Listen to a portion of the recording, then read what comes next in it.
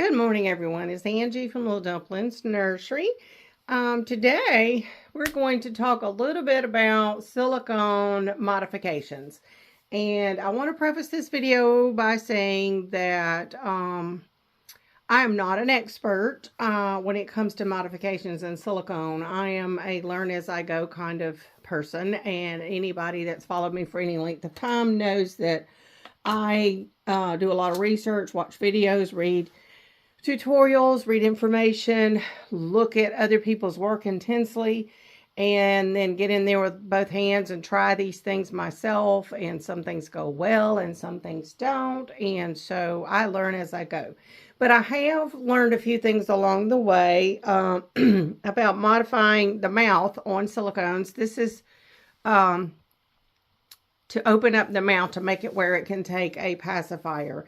And that seems to be a big preference of buyers, that when they buy a Silicone Baby, they want to be able to put some kind of a silicone pacifier in the mouth.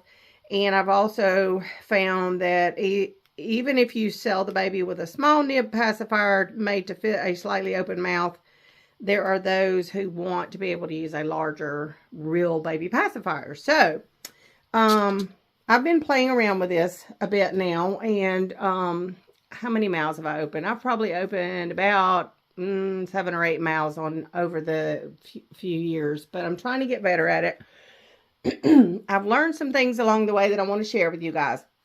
So the first thing I want to talk about, and you're not going to see me on this video, obviously this is a visual of the product and what we're doing. And these are some Bountiful Baby heads back here that I've been practicing on. And yes, I will be painting these babies. Nothing wrong with these kits. They're fine. They're good low-end kits to practice on and to sell as affordable babies. So I want to talk first about supplies. And I have several things here that I have used, and some I liked and some I didn't, and so I want to talk about that. The first thing I want to talk about is, I think, the tool that everyone is familiar with, which is an X-Acto knife. You do want a very good X-Acto knife with a very good sharp blade. I have two here. I have this one that I've had for years that I don't even know what brand it was. Well, it's X-Acto brand, that's what it is. And I had lost it for a time, and I found it the other day. So I had ordered one off of Amazon, and I thought, that's so pretty. I love that purple handle. Purple's my favorite color. So I was using this one, and then I found my other one. And I did discover in the process of using these two that the blade on this one is much better than the blade on this one. So this handle's perfectly fine. I just know that I will need better blades. Now, I did used this blade before, so that might be part of the issue, is I just need to replace it. But I did find this one did not cut quite as well as this one. So, and I had them both out, and I was using them, and I ended up using that one. Another thing that I would recommend in your tools is these little snippers that, let me see if I can get that in the camera. I've got a couple of pair laying around here. I think I've got them from 2 different places. Let me see. Yep. And that one I need to clean it off. Let me wipe it off a minute. So I've gotten these little snippers. I think they're actually embroidery snippers or surgical steel, surgical scissors perhaps, that are used in certain types of surgery. I do want to show you the difference. I have two. This one came from D3 Creations, and it's probably still got some little bits on it. But anyway, this one came from D3 Creations, and this one came from Amazon. And you can immediately see the differences in the blade. The Amazon ones you can get cheap. And a friend of mine said, oh, you can grab these off of Amazon. And they work okay. But the blade on the one from D3 Creations is better. I find it's a little sharper. I like the curvature of it better. The length of the cutting surface and whatnot. So I prefer that one. But I have both. And I have used, you know, depending on what you're doing. If you're really cutting into silicone, I like this one better. If you're just trimming off little, you know, defects or whatever, these will work okay. But the other thing is that these from D3 Creations open and close better. These have a tendency to get stuck a little bit. So you're getting what you pay for on this kind of stuff. All right, and then another tool that I had seen this recommended on a video and I had bought it, and I used it on the last baby, the Jameson that I opened the mouth on. It's a retractor, and when you it'll hold the mouth open and it locks, and then to release it, you push that down. So this, I thought when I saw this was a dandy tool. It's like your third hand. You can put it in the mouth, retract the mouth, and hold it open so you can work in it better. That is true. However, when you've got this retractor in that mouth and you've got it opened very wide, you're putting a lot of pressure on that mouth, and you may not realize it, but you're susceptible to splitting the corners of the mouth. And I did that on the Jameson that I opened up, and I realized afterwards that this may not be the best tool to be using. So on these 3 babies here, I did not use it. I just used my hands. My hands did get very tired, and I do have tendonitis in both hands, and I have a tendency for my thumbs or my index fingers to lock down on me when I've overused them. So I had to, this was an all-day process doing these heads yesterday, so I had to stop and take breaks because my hands got hurting so bad. So I'm not saying I might not ever try this again, but I'm leery of it, and I would caution you that if you're going to put that in the mouth and open that mouth, that you don't open it as wide as you think you need it, because you will run the risk of splitting the corners of the mouth. But if you're opening it too wide with your hands, you also run that risk. So that is, that is something you have to be careful about, and we'll talk a little bit more about that in a minute. Another tool that I have that I had seen recommended that I got, and I do like this. I've used this. Sometimes I use this a lot, and sometimes I don't use it as much. But this is by Tweezerman, and these are little cuticle nippers that have the little blade. So when you squeeze it, it cuts. And so if you have little bits sticking out that you need to snip off, that is great for just going in there and snipping them off. What I find with these is the blade is so wide that I wind up sometimes cutting areas that I didn't intend to cut, especially when I'm working around the mouth. It can nick the back of the lip because it's not as precision of a point. So I don't know if they make these with a smaller blade or not, but that's something I haven't had a chance to look into. So as an alternative, what I've been using are these little cuticle nippers, and these came from the Dollar Tree, and they seem to be really well. Let me see if I can get this in here. There's a little clip you pull up. When you're storing them, you can close them, but when you're using them, you pull this up in there, and that makes your hinge so that it opens and closes. I'd actually seen Susan Gibbs use this in an online class I took from her, and I asked her, I'm like, what is that? So I have to give her credit for this, but I find that this is better suited for me for my little cleanups, because you can see that point, even though the blade is a little bit larger, it goes down to a point. So when you're using it, if you tilt it up, you can just use the tip of it, and not, if you don't lay it down flat, you can get more precise in what exactly you're removing. And so I really, really, really like these for cleanup around the mouth, and I'll talk about that a little bit more in a minute. Another thing I want to talk about is my favorite product for repairs. Now, if you watch YouTube videos, and there are a lot of YouTube videos out there, you will hear people say, and you will see people demonstrate that they're cutting open and putting in armatures, or they're doing some sort of modification, whatever it may be, and they will seal it back up with seal epoxy. And seal epoxy is going to work. It will seal it. So some people say you can paint over seal epoxy, and other people say, no, you can't paint over seal epoxy. There's mixed comments out there, mixed beliefs, or whatever, opinions, that's the word I'm looking for, out there about seal epoxy.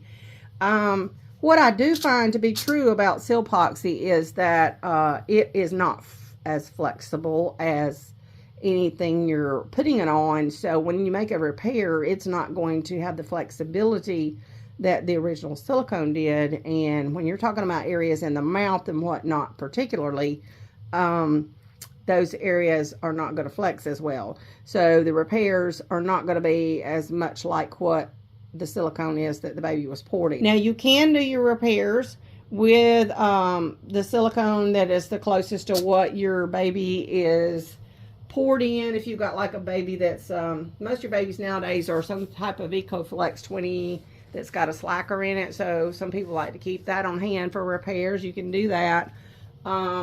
Or you can use your paint that you're painting with, which most of us, or many of us, use Silicone paint.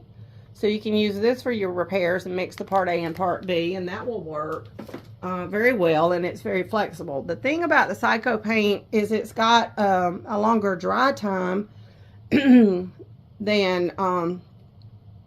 what I like to have when I'm working with these modifications. I also like that it has the inhibition resistance in it, so if you've got an area you've been doing a lot to, I think it just gives it a better, stronger bond. And when you're talking about something like a mouth that you've got a buyer that's going to be manipulating it, I think the strongest bond possible is the best. So that's what I use, and I'll talk a little bit more about how I use it in a minute. And the last product I'm going to talk just briefly about is a product called Thivex. And this is by Smooth On. And this is a thickener that you can add to your silicone to make it thicker for repairs. And I'll talk a little bit more about that in a minute. I'm not going to demonstrate all this. This is more of an informational video. But anyway, so when cutting open your baby, and you can go out there and watch different videos. One that's really good that I've watched, that others have also mentioned that they had watched and it helped them, was one by Doris Hornbogen. She shows how to cut open a mouth, and she does a good job of it. I've seen other people kind of do botch jobs, so you can watch what you want to watch, but then you know, you kind of have to still just get in there and do it and try it and figure your way out. I will tell you that cutting open silicone is messy business. You get all these little bits, and I'm still picking little bits off of my babies even after cleaning them multiple times. So that's one of the downsides, especially with this Bountiful Baby silicone, because it is a mushy silicone. I think it has more slacker in it than most. But anyway, or cheaper brand of slacker, I guess I should say. So here we have, most of them have the same type of instructions when you're looking at these videos. And that is that most of them will tell you to take your knife, let me see if I can get down here, or your X-Acto knife, and go in and cut your line up, angle towards the head, and down, angle towards the bottom, and then you work that biggest piece out. And then you're going to go up inside the cheeks, and you're going to cut some inside of each cheek. And the reason you do that is to make the baby's face more squishy, so that when you squish it open to put in the pacifier, it's more flexible. And then the last thing is to clean up in the cracks of the mouth. Now, a lot of these tutorials that I have seen, they will just go in and just cut a straight line on each side of the mouth. The problem with that is if you cut a straight line and you end with a straight line, you've got like a crack already there in your silicone that is more prone to split. So what you want to do when you're cutting your mouth, and what I have found that's working for me, is that I will cut my opening to start with and work on the interior, and then go back and start sculpting out my mouth corners a little more. I don't cut them as much as I intend for them to be in the end on the first go round. I will also tell you that I've messed that up. I had on Jameson, I had his mouth to split, as I said, and I had to fix him because of using the retractors and having his mouth open too wide. But when you're cutting in that mouth, the other thing you want to do is you want to round your cut. So when you're coming down through here, you want to round it. And then if you need to cut just the least little bit of split here to get down in that corner, because I have not found a way, honestly, to do it without cutting a little bit of that, then go ahead and do that, or you can try that. Now, once again, I'm not telling you this is the perfect thing. I'm telling you this is what I've been doing.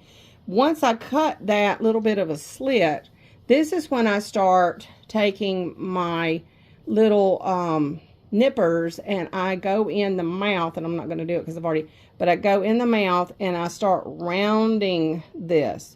and rounding out that mouth. And I pull open the cheek, and I go up and I don't want to pull it too much, but I go up inside. Let me see if I can turn it where you can see. I go up inside the inside of the mouth all the way up and all the way up into the cheek where I have cut, and I round that, and I round it out, round it out, round it out, so that you don't have a harsh split there. You have a rounded, and you don't have an edge. So if you see his mouth, you can see now it's rounded.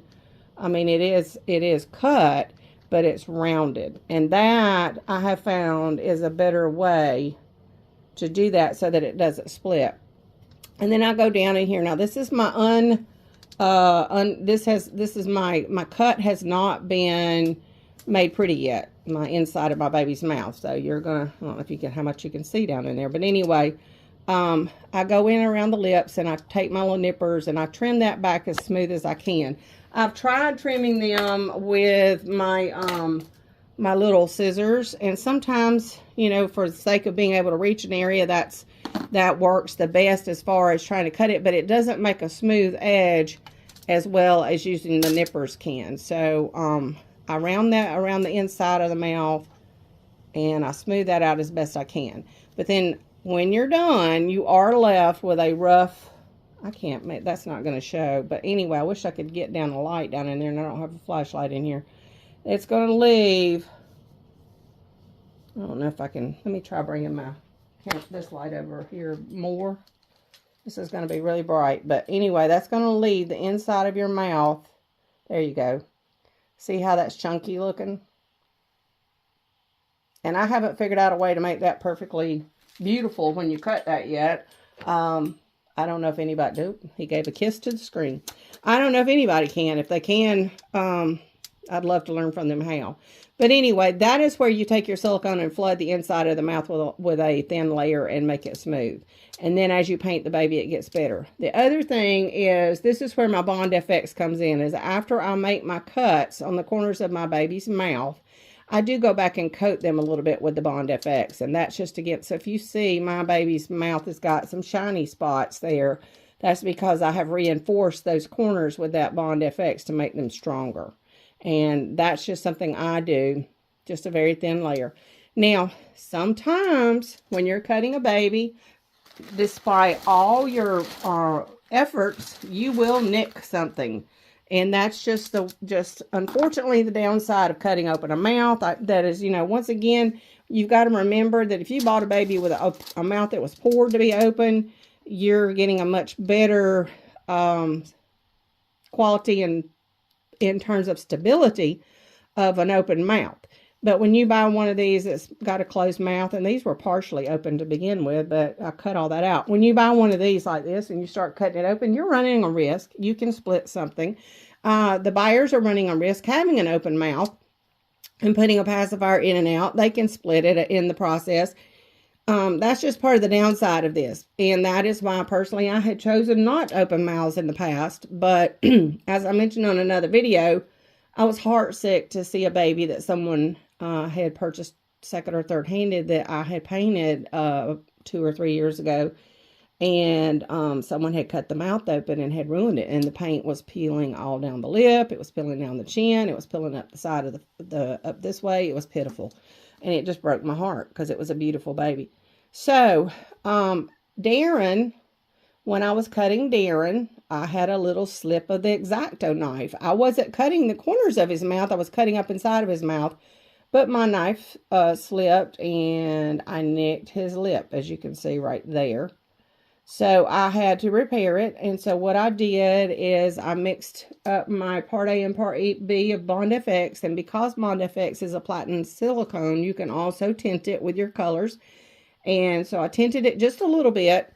When you're doing repairs and you want to tint it to match whatever you're repairing, you want to go a shade lighter than what you're repairing.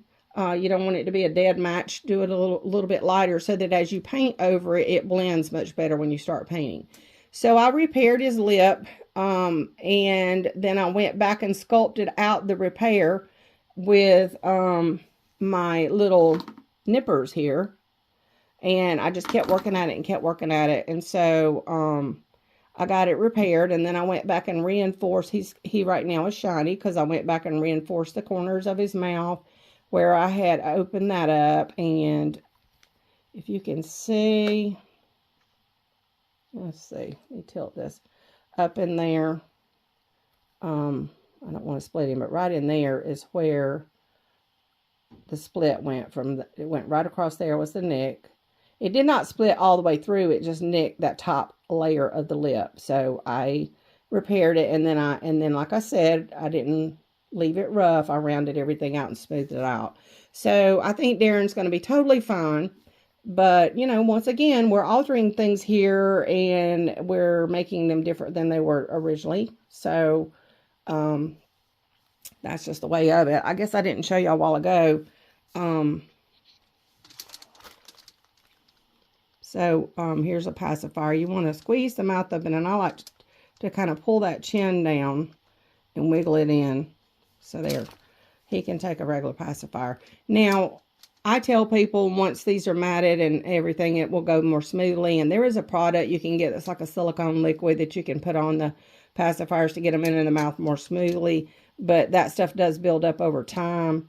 My preference for putting a pacifier in the mouth is to powder the pacifier with the dry matting powder just a little bit, and that makes it slide in better, and you don't wind up with that liquid buildup.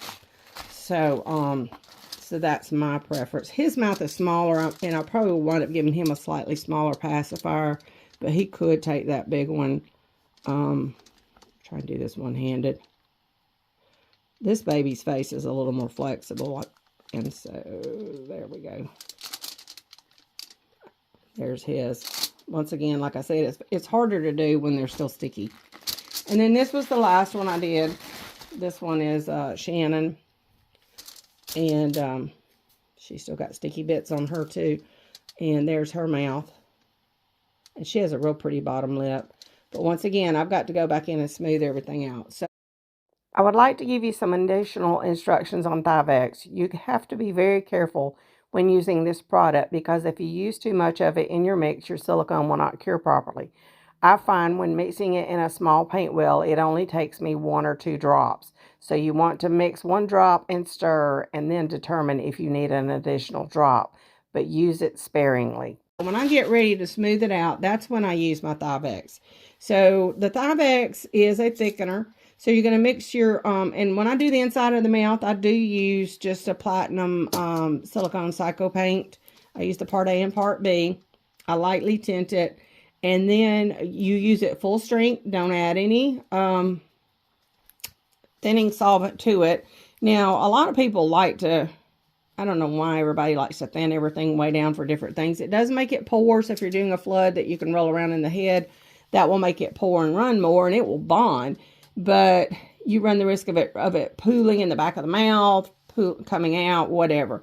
So if you mix a drop of Thivex in with your mix, once you get your part A or part B tinted, then you add the other part to it, stir it up, and then add a drop of Thivex. It's going to make your silicone the thickness of like maybe creamy peanut butter, something like that. I'm using that loosely. And you will be able to spread it into the mouth and have it spread around and spread it over any areas that you're trying to fill in that may have left little divots in the mouth or whatever, and make it smooth. And then once you get that in there, you can take something, someone else taught me this actually, take like, that's the end of a pipette. Take that, and you can take that and put it in the mouth. Slide it all the way back like that, and that will cause it to cure in that oval shape. And then because this is plastic, it'll pull out when you're done. Got a little bit right there. So so that is something you can do for the back of the mouth to smooth it out. And you can just put some in the very back and not put it all the way up around the edges so that the edges are bigger. I mean, not bigger, more, well, yeah, bigger, but more flexible. You can work with that. You can do it in stages and do just the back and let that cure, and then come back and do some in the sides. You just kind of have to play with that and find your happy medium. But that's it. Those are my tips. And like I said, I don't profess to be a professional, but this is what I've learned along the way, and this is what I've got to do next, is to actually flood these mouths and smooth them out and whatnot, and then clean them up, and then I will start painting them. So hope you guys enjoyed it, and y'all have a good one. Bye.